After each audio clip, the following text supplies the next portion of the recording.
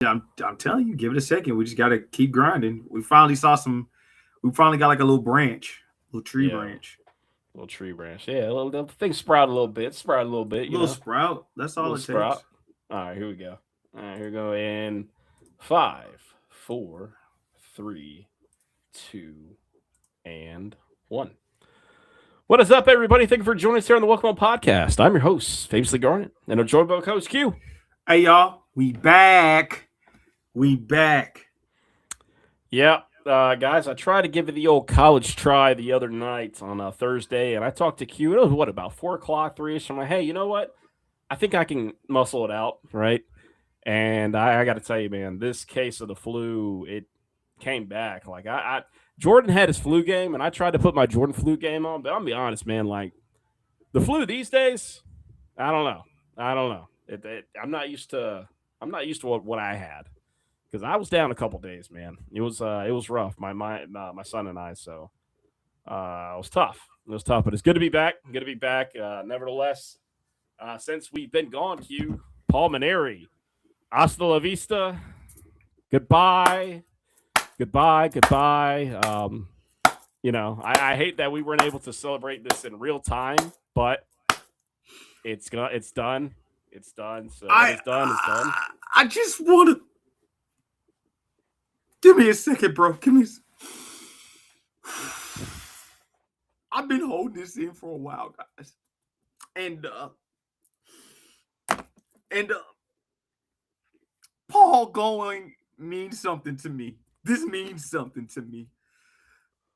What he did to our what he did to us. I've been looking up federal crimes, and I've done a little research on crime, and I haven't stuck an actual charge that we can give him for what he's done yet. I have been digging. Shout out to my guy AJ. I will probably be getting with AJ that we had on here before to see if there's some kind of lawsuit that we can kind of for like pain and suffering. And I just got to figure out where I can put the pain and the suffering that doesn't just hit Ray. I mean, I got respect for Ray. I think Ray's a good person. But a couple of things I will say this about Paul, because I do know Paul did that interview, so I am here to address that as well. Uh, Number one, Paul's full of it. He's not a good person. No matter how you guys want to put this, I don't care what person comes out nationally and says what they have to say. I'm going off of facts. I'm going off of literally what I visibly saw. Paul is not a good person. Not during a game, not before a game, not after a game, not any time. There's never been a time in our baseball history where parents have spoke out like they spoke out against Paul. They never did that with Mark Kingston. They never did that with Ray Tanner. They never did none of those things. Paul is the first person they've ever done that with. And I want to explain this also to y'all. Paul asked, when at his presser, Paul literally stated, and I quote, "This team is built to win now." Paul later wants to say after he's fired or stepped down, however they want to put it, Paul wants to say we were impatient. Once again, if we would have known what you did, we would have left Mark Kingston right there until we would have found the right guy to replace him. Mm. It was a lazy hire. He did a piss poor job as a lazy hire. You see the games that we've played since he's been gone, and you can tell those guys don't know how to win. And I tell people all the time, because FG, I said this when it came to Shane Beamer when he first got there. I said this when it came to Lamont when he got here. South Carolina is not a place where you could jump in and things just kind of turn automatically. Usually when you're in this predicament, that means that people have been losing for a while. And when you lose for a while, it's hard for you when you get to a point where you can win to win games. And I realized with Shane thought he had the leadership he had last year to overcome that hurdle because Texas A&M was a sign of what he had his first year.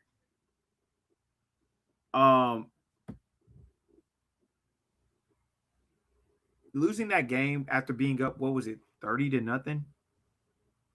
Look, we were up 30-0 at halftime. Lose the game, 31-30. Whatever it was. Yeah, something like that. I want you to understand that was remnants of his first year. That was remnants of when Muschamp was there. That was remnants of those type things. You can't have that in your culture. And it seeped into there. A lot of that had to do with money. A lot of that had to do with injury. A lot of that had to do with piss poor coaching. Mike Shula, my goodness, Minnesota, that was dumb. That was dumb. And honestly, he would have been at Michigan had Sherrone Moore not got arrested. A lot of people don't know that, but he was on the dotted line signed to Michigan before Sherrone Moore got arrested. Yeah. There's some tea for you right there. And so I just want people to understand, and I want y'all to get, when it comes to Paul Mainieri, what Paul Mainieri did to this was unimaginable damage. Everyone can blame Ray Tanner, and Ray does take some blame in this situation. I'm not absolving Ray of anything because he did hire him regardless of the situation. But that goes out the window when you had an opportunity with a top 10 budget in the country to make it happen. Nah, fam, I gotta let you go. Yeah, and I mean, look, I mean, South Carolina, obviously, they've fallen on hard times in baseball, and that's just the way it is. And I know people want Monty to be successful. I want Monty to be successful. Yeah, it's just unfortunately he's not. But the problem is also it's just what is instilled in these kids at this point, especially guys like KJ Scobie, Bo Hollins, a lot of your returners. You know, they have this mentality about them now, and it's hard to shake it, honestly. And I'm gonna tell you this because I've talked to many former players, the parents of former players, about how last season went, where these kids are now. Eddie Copper is down in Charlotte right now playing great baseball. You know, that's just one of them, right? There's just one of the guys that I can bring up right off the rip. Pitzer in at Mississippi State. Yeah, I mean, there's so many guys. And here's the thing. A lot of people, parents, coaches included, high school coaches were fearing that these kids that, you know, got them to the college, you know, these kids are in the college collegiate level now. We're going to lose the love of baseball, of the game, because of what happened with Paul Mainieri. Because when I tell you how the media has been against Paul Mainieri, that should tell you enough. Because I mean, look, Chad Holbrook, Ray, Mark Kingston. I mean, Chad did some things that, you know, people didn't like there, and then Mark Kingston did some things that people didn't like. But he was never of what Paul Mainieri was at South Carolina. And it got bad, man. It got bad. I don't care how he wants to spin that. Those 80 games that he was here were the worst 80 game stretch I've ever seen in Carolina baseball. I'll say this. He told one kid, and I won't name the kid who it was, but he basically told a kid he was so bad, he was a pitcher, by the way, that he couldn't close Paul Mainieri's garage door. He's that bad of a closer. I'll say this to Paul. That's tough, man. I'll say this. You were so bad of a coach that I wouldn't even take free tickets plus $1 million to come watch you. I wouldn't even take that deal. No. You were a terrible person and you're a terrible coach. And I'm actually glad you're gone. And I'm glad you're done ruining kids' lives. I'm actually glad you are officially done and retiring and ruining kids' lives, because you were a terrible person.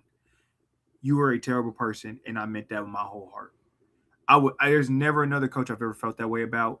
You are the first coach I've ever felt that way about when it comes to I'm going to tell you this, Q. And I was really close to the guys during the Frank Martin era. Still am to this day. You know, Q, we had the biggest Twitter Spaces event that happened after Frank was let go. Sindarius Thornwell, Wayne Notice, Eric Wade, Michael Carrera, all those guys pulled up, BJ Mackey, and a lot of them talked about it and said, hey, man, it was time for a change with Coach Martin at South Carolina. But here's the thing. Despite how he would rage on them during games and things of that nature, they still loved him and still love him to this day. Still love him to this day, guys. I can tell you right now, a couple guys in the league right now that would not say the same about Paul Mainieri. It's facts. But not even just that. Frank Martin, once again, it's the same thing I've said about Lamont Paris. Y'all can say what y'all want to about that program. We don't pour any resources into that program. We don't do what we need to do to have that program successful the way it needs to be successful. So you can once again miss me with everything else. Until you start pouring real life things into that program, I'm not trying to hear Nathaniel of what you have to say. And here's the thing. You can feel how you want to feel, but that's me being real about that situation. The administration knows it, or they would have made a change. I'm going to tell you that also. Why do you think Donati knows what's up? Exactly. And I tell fans this. And fans are like, well, Donati, he didn't fire Paul Mainieri last season. I told you guys, I told everybody this was not going to happen after one season. Paul Mainieri was not going to let go after the contract that he was given by Ray Tanner. Not again, Donati. Donati did not hire this man. Okay. Another thing, you want to see a guy play tonight, or a guy coach tonight? The coach for TCU, women's basketball. Donati hired him, and he's done really well at TCU. This is the first Elite Eight that TCU's ever made in women's basketball history when they go against the Gamecocks tonight. Donati, I've never questioned what Donati's doing. I've never questioned. One thing about Donati is he's going to try and find the resources and exhaust all resources before he makes a change. But then when he makes the change, because this is a key to the whole situation of making a change, I have to show you that I'm willing to invest in your program, and then I'll make the change. And that's exactly what he did with baseball. A top 10 budget in the country. And I'm not talking about number 10. We were number 7. So that means he firmly was in the top 10 of a budget. He gave it to this guy, and this guy still fumbled the bag. So that's why you hear me say so much, quit blaming Ray so much, and you need to look at Paul. If he was such a legendary coach, there's no way with a top 10 budget you couldn't make this thing happen. No way. No. There's no way. But you also know that he wasn't allowing Monty to coach. We're paying him to be the highest paid assistant, but you're not letting him coach.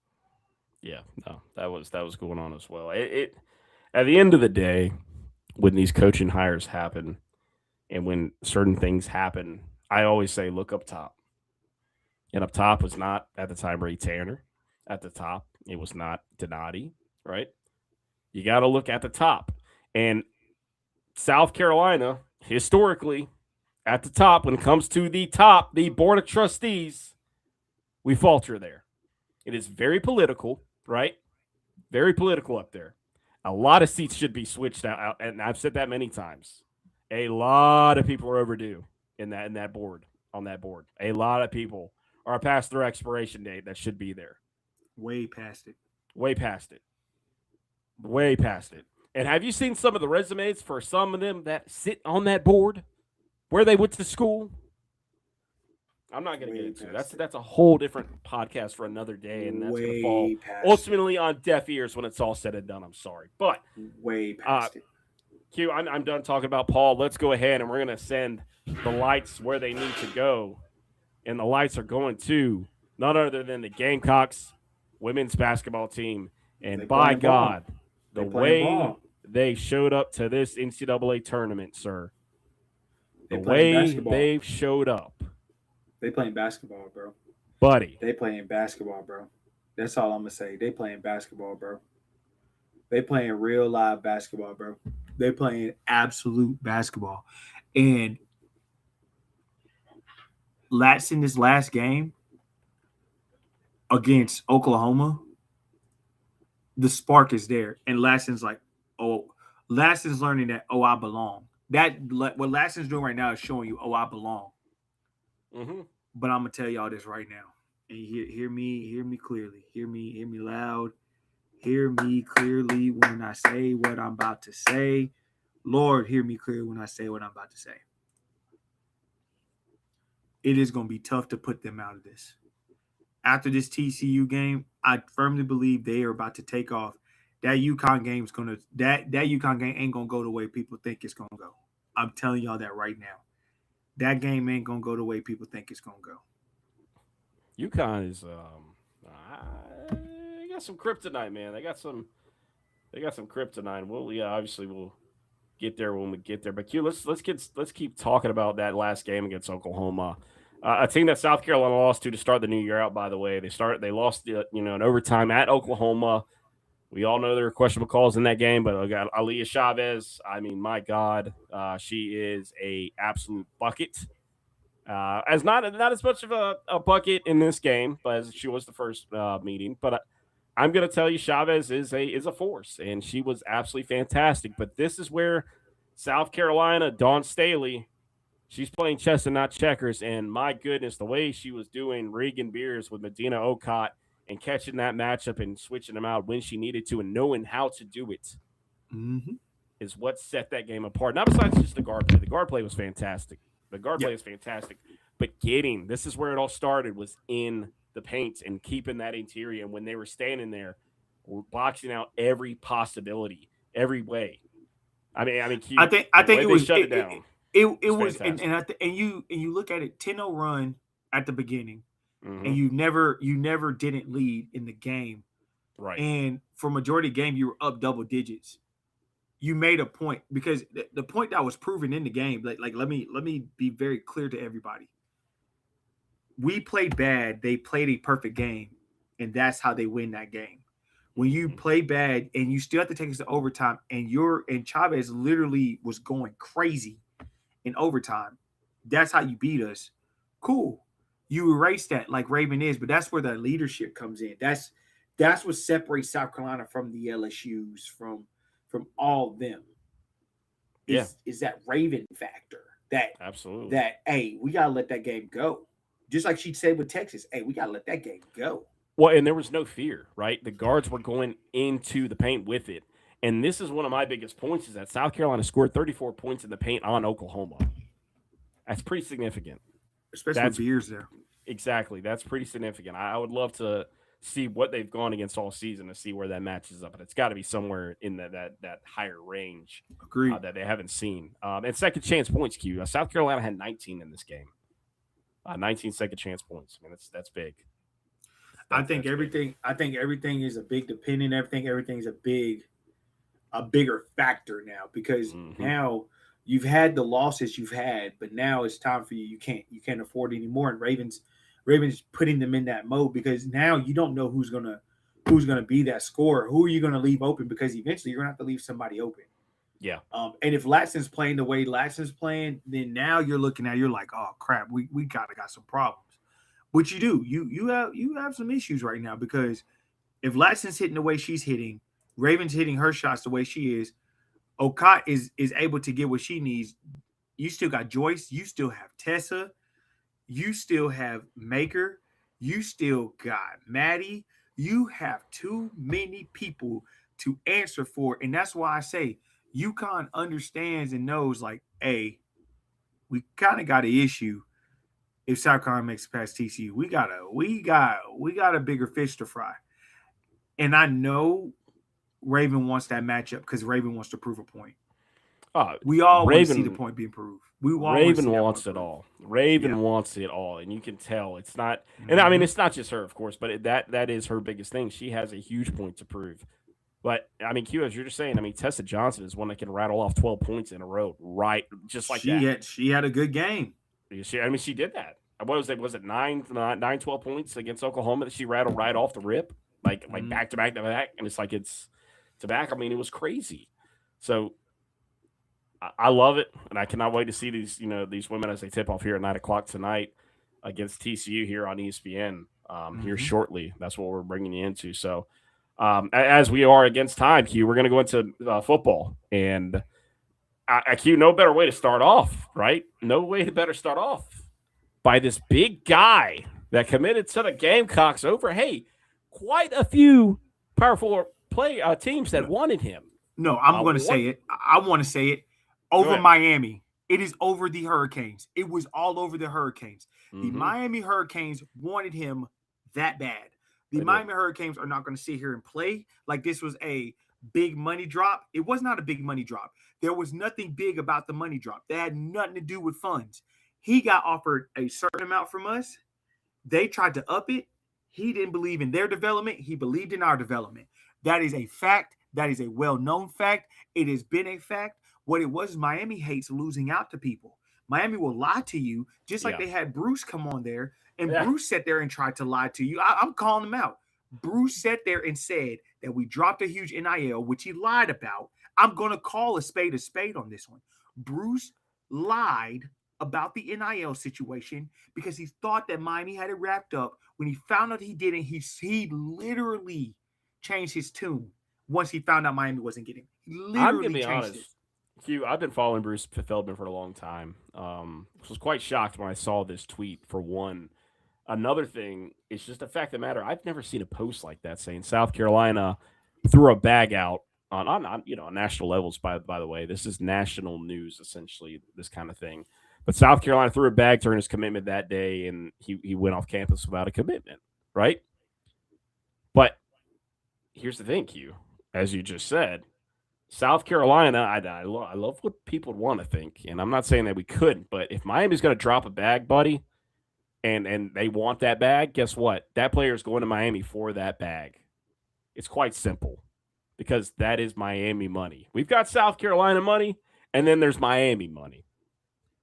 And Q, there's a lot of money in Miami. Okay, let's call that how that is, right? They still can't win a ring. Still can't win it, though, because at the end of the day, some of these kids, they're not just chasing that bag. And for a kid like this, by the way, with Neff Giwa being from Ireland, okay, not knowing what real football is, honestly, just knowing, seeing things on TV.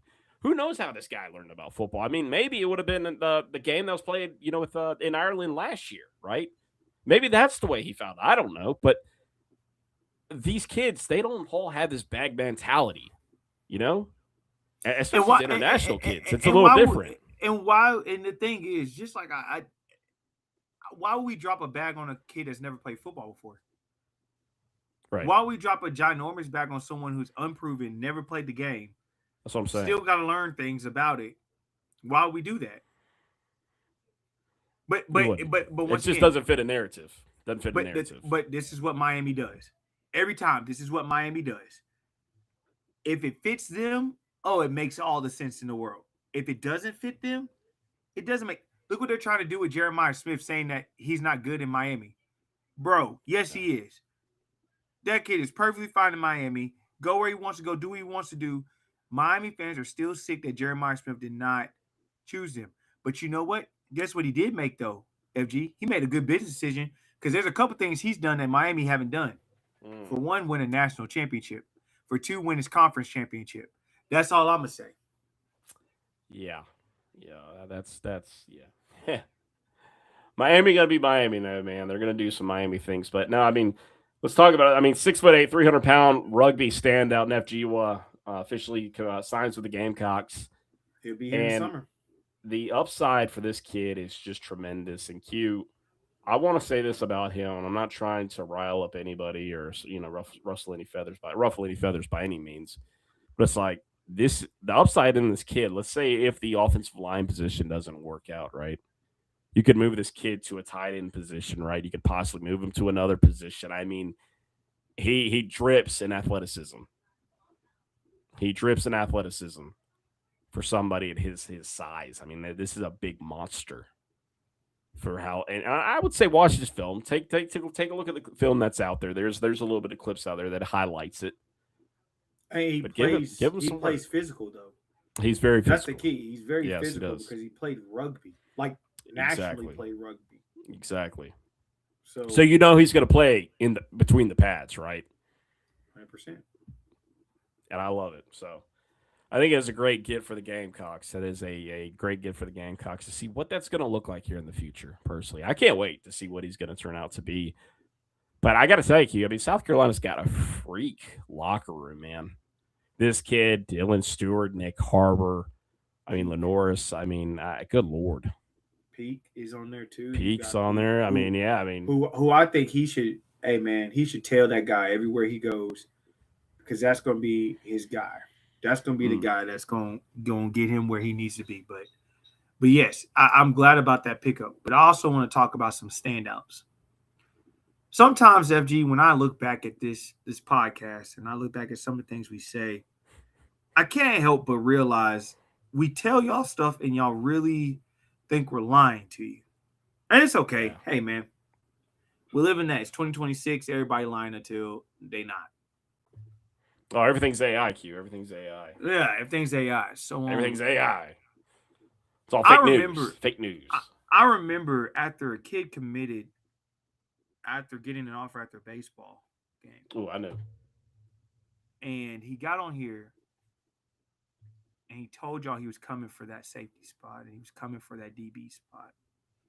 Yeah, it did. And we told y'all need to watch out because he's legit 6'4", 200 something pounds and can move. He goes out to the Shrine Bowl and shows it. He literally beat Dorman by himself. Like, he literally beat Dorman by himself. Put Tim on his back, beat Dorman. Did. And now he's looking at possibly the 2 deep at cornerback. Should we give the people a hint of who it is, Q? Last name Lewis. I like it. I like it. Last name Lewis. First name from Greenwood, South Carolina. That is Tristan Lewis. And we had the young man on the show, and he talked about the commitment to South Carolina and Great the work young he was man. going to do. Oh, fantastic. Great young man. Fantastic. Great young man. Met him during the season last year, and we're excited to extend to get him on the show again here soon. I mean, that's definitely the plan, of course, him and of course I got Dodd and all them. But Lewis, yeah, Q, that doesn't surprise me at all. That doesn't surprise you at all. And we've looked at the film, we've looked at these different things, and I get because we're not on this message board or that message board, and people may not listen to our opinion as much. And that's okay. You're more than welcome to. I'm not telling you how to do things. That's cool. You do what you want, right? But Q and I know ball. No ball. Okay. Official we ball know dude. ball. We watch film. We talk with people. It's not just because, hey, we're throwing this out there. Okay. And I get it. We didn't have the Welcome podcast back when Nickerman Worry was a recruit, but Q and I, we spoke about this kid many, many times when he committed to the Gamecocks and how he was going to be the next biggest thing for this Gamecock defense. Is probably a first round pick, which he should have been. By the way, and you got to also think, bro, a lot of us have seen him. We had already seen it, and so we already had been telling the staff, you need to go get this kid. You got to go get him before somebody else comes and gets him. Because he was that good, and I don't think people really understand that. And you got that again. But see, this class is dangerous because you now have Currents on there. You've got Tristan Lewis on there. And you also are implementing another standout freshman that, God, I'm going to cry when his time is up. In Koski Barnes. I'm a huge fan of Koski. Y'all know this. Koski is also a certified corner. The way T. Gray has not had a fall off since he has walked on campus should be studied. Should be. That man is a top DB coach. And this year is going to be scary how it gets put together. Because there's young talent mixed in with older talent. Because you still have a Kari Swain and Judge Collier. But I got to take it a step further. After some of the things have been talked about. One of the main things that's been talked about is that D-line being disruptive. And that D-line's without Dylan Stewart right now. And which, by the way, he's fine. Yeah, I'm done. I'm done making y'all think that this is like I'm done with that with you guys. You guys have got to stop listening to people who want to sit up here and lie to y'all. I promise y'all, Shane would not risk this year if Dylan didn't need surgery before. Dylan would have already had the surgery if he needed it. I promise you. It's not just that. Dylan would not do it himself. I mean, he would not wait this long if that was needed to happen because this is his last year of college football, folks. It blows my mind that people think, oh, then he would have skipped and held up for the draft. No. What would be the point of that? No. Y'all don't understand how much these interviews are starting to mean something now. These NFL scouts aren't, because there's so much talent that's coming out now, these NFL scouts aren't like they're not doing this, bro. Like, you can transfer to schools all you want to. They're going to still go back to the original school and ask, well, what happened here? Mm-hmm. They may not weigh it all the way, but if there's a consistent pattern, especially when you transfer schools and bounce around like that, you're going to find out. Well, the fact of the matter, and also decision making, right? These things come into play, guys. Every time. They come into play. Like, what? Why did you wait for so long to have this done? Mm-hmm. I mean, come on, guys. So, anyways, back to the original point. No, I mean, a lot of these guys, Q, are popping up earlier, and I can't wait. I mean, I hate that, this is the kind of spring ball that we get, right? And it probably, I mean, honestly, won't be surprised if this is the only spring ball we get for forever now, honestly. But if spring games do return for South Carolina, great. That'd be awesome. Not saying that they're gone, but who knows where the future heads, right? But it's one of those things, man. It's like every kind of ounce of news that we get out of what I used to call the proving grounds, but is now the facility area, right, is what we got to take and run with it. And it's the simple things, it's the small things, right? Q, I mean, let's talk about Julian Walker, right? I mean, that's a guy that I think is going to get ample amount of playing time going into the season. I really do. 100%. He's going to get a lot of playing time. And I think we could thank his father for the way that he's already kind of fitted a mold before he even got into the college game. His growth between the middle of his senior season till now, another one that needs to be studied. Like, Julian Walker flipped a whole nother switch after the middle of Dutch Fork season until today.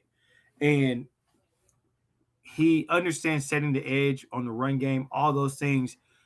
I'm here to tell you, there's some you're going to see. Like, the interior of that defensive line is a problem as well. When you got a top four of Pikes, down Dindy, the guy from Illinois, and godly, who's my fourth? I can't think of him right now. Some of our freshmen. Pikes and there's another guy. Collins. God, Collins. Kelby Collins, yeah. Kelby Collins. All four of those guys right now are your four guys for D tackle. Like, your main, like, co-starters, whatever you want to look at. Those four guys are going to get the bulk of that. Yeah. Behind them, you have Caleb Williams, Ingram, you have Aiden Harris, and you have Noah Clark. Those 8 guys really could get playing time this year. Serious playing time this year. It's going to be a rotation. That rotation is going to be beautiful. Yeah. I promise y'all, the defensive line is going to be a problem again this year, kind of like what they were in 2024. I do believe in that back end. Every step of the way with Quay Scott, I think will start as our nickel. With the corners we have, with that situation handled, linebacker will be better with Justin O and Fred. If that offense can just embrace Kendall Brow's system and run it correctly, I'm going to be telling lies before the Tennessee game, and I know I am. Well, let's take it on to the offense, man. And, things that have been said about the running back room, right? But with Stan Drayton coming in, it revamps so many guys that didn't, for one, know how to block, for two didn't know how to find a hole for whatever reason, and 3 don't know how to shift. And this is what gets me, Q, is that guys that transferred in, like, for an example, from Colorado, Isaiah Augustave came in from Colorado, right? And then you've got, of course, Matthew Fuller returning, and you've got these new transfers that have came in from all across the country. I think there's going to be a lot of good to come out of that running back room this year that we have not seen yet because of how piss poor Coach Blackwell was at South Carolina. Agreed. I agree. Fuller is looking like RB1, which I'm not shocked because Fuller has that skill set, as I've stated 150 times, that he has a skill set of RB1. Howell is still coming along. Isaiah is the biggest thing. And Stan said it himself. It was a lot of lost confidence and not knowing what's going on. It's different when you actually understand and know what's going on. How different the game is at that point. It is. Like the guy missed meetings, work meeting. I'm just going with everything that I know. You know, Coach Blackwell was just not there, man. He just wasn't fully engaged. And then you look at the wide receiver group. I mean, you've got some great names that are returning, some new names like Nitro Tuggle, of course the kid out of Oklahoma, Jane Gibson. I mean, you've got I love DJ what Mike Black, said about DJ Black. I mean, I love what Mike said about Mazio. It goes back to what we told everybody before. It was a system issue. Yep. It was a systematic issue last year. And now with the offense that Browse, I've been trying to tell y'all, with the offense that Browse runs, it fits the mold of Mazio's. If you put them in certain positions, it fits the mold of what they need and where they can go in this offense. I promise you guys that's what this is designed to do. If the offensive line gets the push that they need, if the running backs can get the yards they need, you can't just key in on running the ball. Now you can't stack the box and dare to throw because the throw will be the passes will be there. Yeah. Yep. So you guys are going to see like I said, these things have been good, and a lot of depth has been made because you've been missing a Peak, because you've been missing Thompson, because you've had to kind of rotate guys. Like Shed should be perfectly fine when Peak gets back. Mm-hmm. Shed should be good wherever he is. Poku, legit, holding it down. You have Miller at center, who literally has been. It's so easy for him to transition into that because he's used to an up-tempo offense. So it's easy for him to handle those situations. It is. I'm telling you what has been told to us, and some of the film I've gotten to see. This offense is going to run at a really good pace, and getting the base of this offense down. The reason they're looking at the fundamentals and base of it, because if you get the base down, it's so much easier to move schematically throughout this offense if you're able to complete the basics of the basics in this offense. It's not complicated like Statter or what's his name, Marcus Satterfield. Marcus Satterfield's offense was ridiculous. He had like a 10-page whatever. It made no sense to do that. No, you don't have a login. You don't have a login stalling offense. You don't have a Shula issue. You have a college-made offense that has been proven time and time again. Sellers is a better passer than KJ Jefferson, and KJ threw a lot of touchdowns with Browse. He did.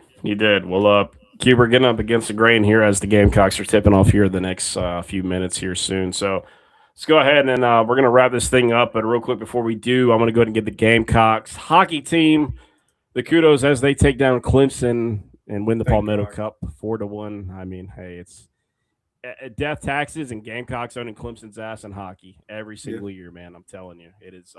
It's a beautiful tradition. I hope we continue up, and hopefully we continue in other sports here real soon.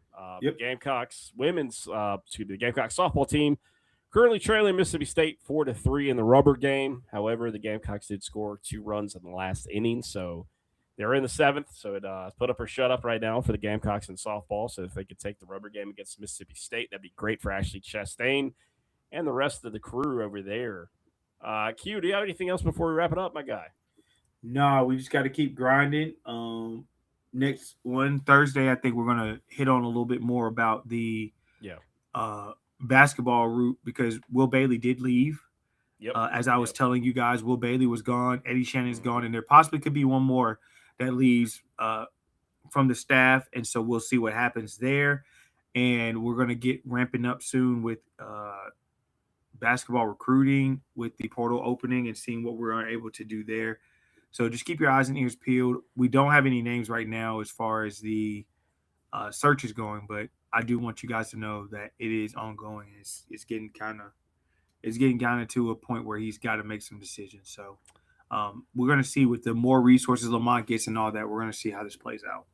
It's going to be a big upcoming year for Lamont for two reasons. Obviously, it's job security, and number two is Nike's involved now, and Nike being involved starting in the summertime is massive, especially in basketball. And I say this all the time. You guys think it's funny, but recruiting matters when it comes to Nike in basketball. I hate to tell you, and it matters in football apparently too. So, but anyways, guys, appreciate y'all tuning in to the Welcome On Podcast on YouTube, X, Facebook, Twitter, all those good places. You can watch the show live.